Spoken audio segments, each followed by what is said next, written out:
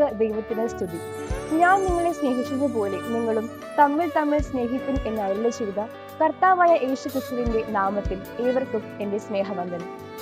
1 കൊരിന്ത്യർ 13 അധ്യായം അതിന്റെ 13 വാക്യത്തിൽ ഇപ്രകാരം പറയുന്നു: ആകയാൽ വിശ്വാസം, പ്രത്യാശ, സ്നേഹം ഇവ മൂന്നും നിലനിൽക്കും. ഇവയിൽ ഏറ്റവും വലുതോ സ്നേഹം തന്നെ.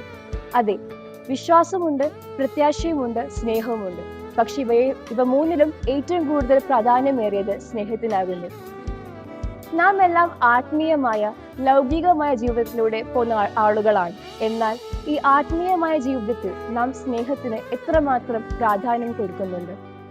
ഇന്ന് സ്നേഹം ഒരു വെറും വാക്കായി മാത്രം മാറിയിരിക്കുന്നു. കേവലം ഒരു ടെക്സ്റ്റ് മെസ്സേജിലൂടെയോ ഒരു വോയിസ് നോട്ടിലൂടെയോ മാത്രം അയക്കുന്ന ഒരു വാക്കായി മാത്രം സ്നേഹം മാറിയിരിക്കുന്നു. 1 യോഹന്നാൻ 3:18 പറയുന്നു: നിങ്ങൾ നാവിനാലോ വാക്കിനാലോ അല്ല സ്നേഹിക്കേണ്ടത്, എന്നാൽ പ്രവൃത്തിയാലും സത്യത്താലും സ്നേഹിക്കണം. അതെ, നാം എല്ലാം ഇപ്പോൾ സ്നേഹിക്കുന്നത് വാക്കിലൂടെയാണ്. നമ്മുടെ പ്രവൃത്തിയിലൂടെ സ്നേഹിക്കുമ്പോൾ അതിൽ ഒരു സത്യമുണ്ടാകും. ഉദാഹരണത്തിന്, ഒരാൾ ജീവിച്ചിരിക്കുമ്പോൾ നാം അയാളെ പറ്റി പറയേണ്ട കുറ്റങ്ങൾ മുഴുവനും പറയും. പക്ഷെ അയാൾ മരിച്ചു കഴിയുമ്പോൾ നമ്മൾ പറയും, ഓ, എന്ത് നല്ല മനുഷ്യനായിരുന്നല്ലേ എന്നിങ്ങനെയൊക്കെ പറയും.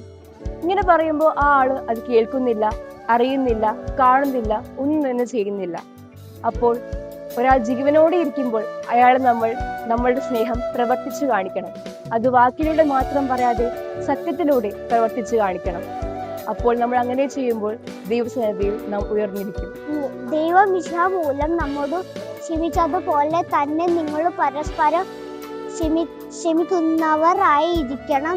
എഫെസ്യർ 4:32.